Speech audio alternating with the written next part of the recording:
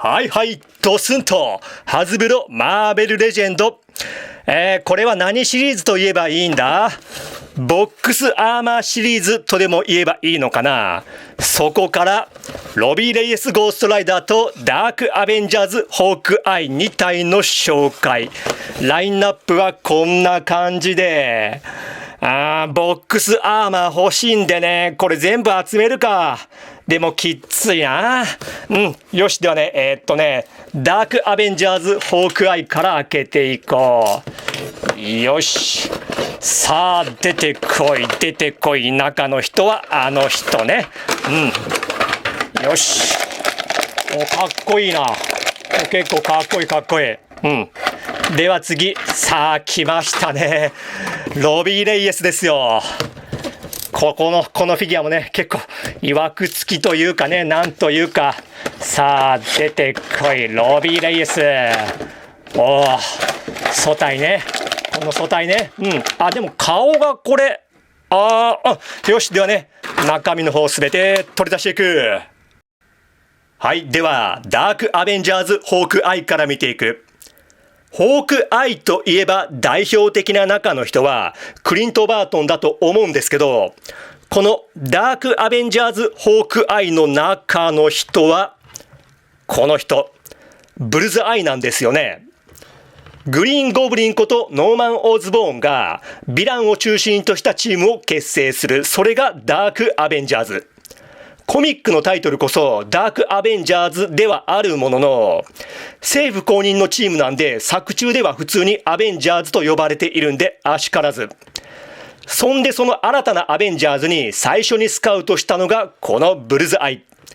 ブルズアイのまんまアベンジャーズに登録するのはさすがに世間の聞こえが悪いためはばかったゆえかわかりませんけど、このようにホークアイのコスチュームを着用させられる。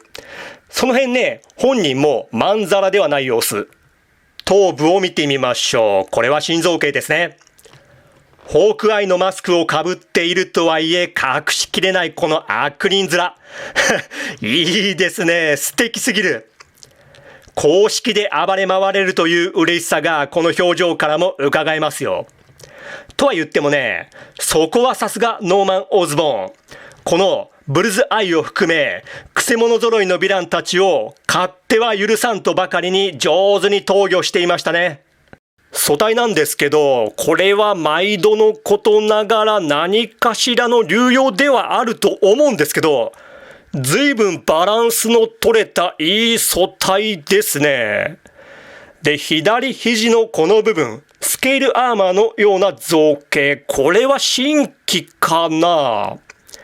下半身もね、別段変わったところはありません。で、俺が最もやりたかったこと、このブルズアイの頭部をこっちに取り付けたい。これね、感覚的にできる気がしますよ。コミック作中でもね、マスク脱いでいる場面多いんで、いけます。絶対いけます、これ。いけましたね。しっかり取り付けることができました。バランスいいな、おい。この素体マジでいいな。いやー、ブルズアイ本当にかっこいいわ。付属品いきましょう。まずは弓。どこぞでそこそこ目撃するやつ。ちょっと取り付けて遊んでいたんで弦が癖づいていますね。グリップ部分は黒く塗装されているんで、これ取り付けて遊んでいると塗装が剥がれてきます。でね、個人的にこの弓嫌いなんですよ。なぜか。こうやって弓を引き絞る構えを取らせるとき、弦の伸びが足らないんで構えがいまいち決まらない。ハンドパーツを持ち手に変えて弓を持たせてみました。決まらないですね。もっとね、こんな風に引き絞りたいんですよ。こういう時はですね、このオールドマンホークアイに付属したこの弓を借用する。その弓を持たせて構えさせるとこんな感じになります。さっきよりはマシになったと思いませんかね。個人的にね、これでもね、弦の伸び足らない。もっと引き絞りたい。そして矢が1本と数本が収まった矢筒。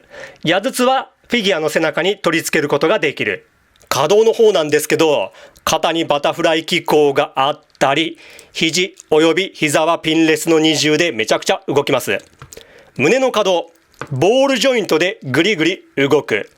で、この仕様だと腰は無可動なパターンが来るんですけど、腰左右のみなんですけど動くんですよね。胸がボールジョイント接続だと腰は無可動。腰が動いたとすれば胴体はボールジョイントではなく縦軸のみの可動となるパターンが多い。可動に重きを置いたマキシマムスパイディでさえ腰は無可動だった。個人的にポーズを取らせるとき一番大切なのは腰可動の柔軟さ。腰可動の自由度の高さとポーズをつけた時のかっこよさはこれ間違いなく比例する。腰こそすべての軸、肝心要の大中心、脊髄こそ生命の歯車と言っても過言ではにゃい。では次にゴーストライダーロベルト・レイエス見ていきましょう。2014、15年頃かなに初登場したいわゆる4代目ゴーストライダー。4代目で合ってますよね。5代目？高校生のロビー・レイエスは自動車工場に勤め、車椅子に乗る弟ゲイブと2人で仲睦まじく暮らしていた。ある夜、工場に預けてあったダッジ車のチャージャーを模したような他人の車を無断で借用し、賭けレースに参加する。しかしその車には謎の物質が積まれており、その物を狙う特殊部隊によりロビーは射殺されてしまう。ダメだ。行くわけにはいかない。ゲイブだけを残していくわけにはいかない。最愛のものを残してはいけない。俺がいなくなればゲイブは一人ぼっちだ。その時不思議なことが起こった。車に宿っていた精霊がロビーの思いに応え、力をくれてやるとロビーに憑依。そしてここに漆黒のマッスルカーを借り、悪党どもを追い詰める新たな復讐の精霊ゴーストライダーが爆誕。で、ここでね、またくだらない思い出話なんですけど、ちょっとアメ車の話したらほっこりしたことを思い出しましてね。このチャンネルはね、フィギュアとそれにまつわる思い出を話すというものなんですよ。だからね、話させていただきます。自分昔ね、車の足回りに関する仕事に十数年勤めていまして、で、その時に、それこそあれはチャージャーだっけか、チャレンジャーだっけか、今思うとカマロだったような気がしないでもないですけど、自分アメ車詳しくないんでわからないんですけど、とにかくね、俗に言うマッスルカーだったですよ、あれ。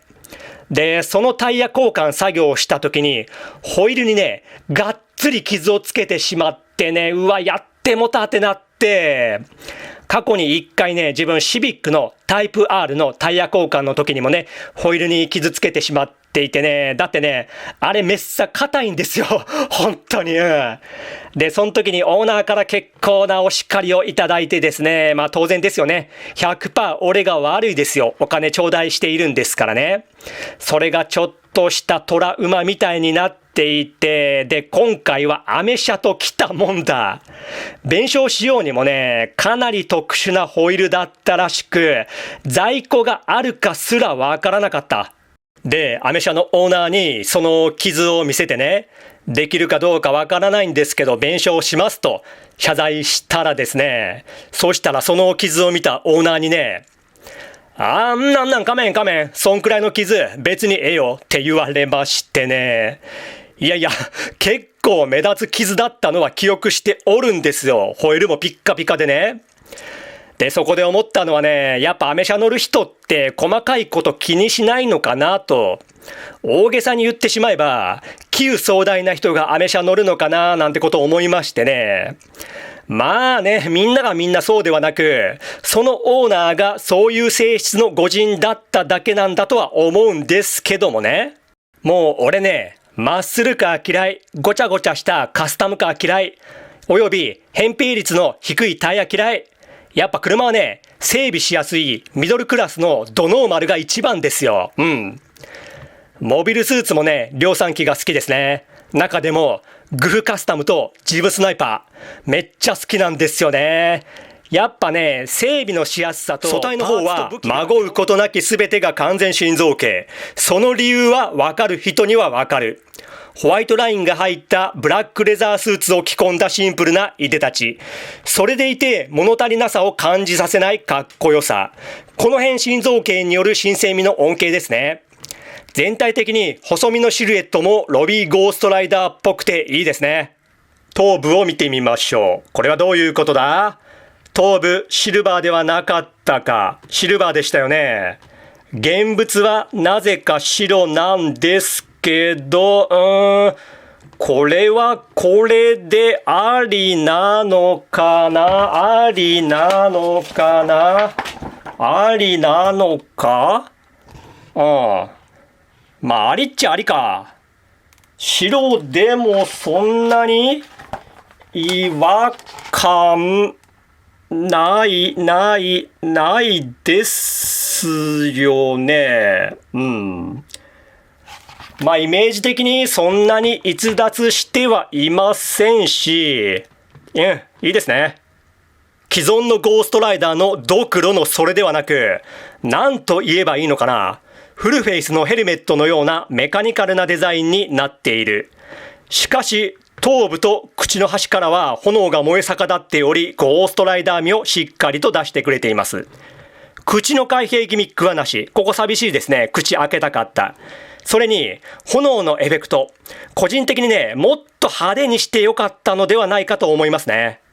完全新素体の稼働を見ていきましょう。頭部、上はこう、うつむきこうで、ぐるりと一周回って傾き少し取れますね。肩にバタフライ機構はありません。腕横へはこう、ぐるりと一周で腕の付け根で動いて、二の腕バイセップスがあって、肘が二重でここまでいけて、手首はこのような可動ですね。胴体接続箇所は2箇所、胸と腰。後ろへはこう、前はこうで、腰でぐるりと一周回ってボールジョイントではないので傾きは取れません。股関節、引き出し機構はなしで、前はこう、後ろへはここまで、股割りできて、ももにロール。膝が二重でここまでで、ブーツでロールあって、足首、後ろへはこう、前はここまで、傾き取れてつま先可動はなし。付属品いきましょう。こちらはチェーンですね。やはり流用してきた。これはスパイダーベノムに付属したものとほぼ同じものです。そりゃ使い回すだろうと思っていましたよ。いやしかしね、これ遊べば遊ぶほど扱いにくいことに気づく。なんかね、チェーンの形が微妙なんですよね。ハンマーとバールが1本ずつ付属。チェーンの先っぽにハンマーおよびバールを取り付けることができる。もう片方の先っちょには取り付けることはできない。どちらか一方を選んで取り付ける。で、ハンドパーツは右の握り拳と左の開き手。では、今所有しているダークアベンジャーズの面々を並べてみよう。右からブラックスパイダーマン。中の人はスコーピオンことマックガーガン。フィギュアの方はモンスターベノムです。で、次に今回紹介しているブルズアイ、ホークアイ。ウルヴァリンの息子だけめちゃくちゃかっこいい。こちらはアレスですね。フィギュア的にはかなり古いもの。稼働はほとんどしませんが、スタイルはなかなかのもの。そして、チート中のチートキャラ。映画でも大暴れ、セントリーですね。所有していない残りのダークアベンジャーズのメンバーは、まずこちらですね。アイアンペイトリオット。中の人はグリーンゴブリンことノーマン・オズボーン。レジェンズ化はされていますが、これがなかなかに入手困難。そしてこちら、ミズ・マーベル。ダークアベンジャーズのリーダーですね。リーダー中の人は、ドチャクソエロ姉ちゃんのムーンストーン。レジェンズ化はされていますね。比較的現状入手しやすい。そして、一番左。マーベルボーイ、ノーバー。これもレジェンズ化はされていて、現時点そこそこ入手しやすいですね。とまあ、こんな感じですね。前にも言ったんですけど、自分ダークアベンジャーズ大好きなので、いつかは揃えたいですね。次に、ロビーとは過去のゴーストライダーたちと並べてみよう。こちらは初代のジョニー・ブレイズ。こちらは2代目のダニエル・ケッチ。そして真ん中が4代目のロビー・レイエス。こうなってくるとね、当然3代目のアレハンドラ・ジョーンズが欲しくなりそうではあるんですが、アレハンドラ女性なんですよ。また例の女性素体で出されると思うとね、ちょっとね。当然このようにね、バイクにもしっかり乗せることができる。でもやっぱロビーには車の方が似合うかな。チャージャーのミニカー買って、スーパーチャージャーに炎のエフェクトパーツ取り付けて、それをヘルチャージャーとして妄想で遊ぶか。ワイスピのおかげで70年のチャージャーのミニカー、いろんなところから出てますもんね。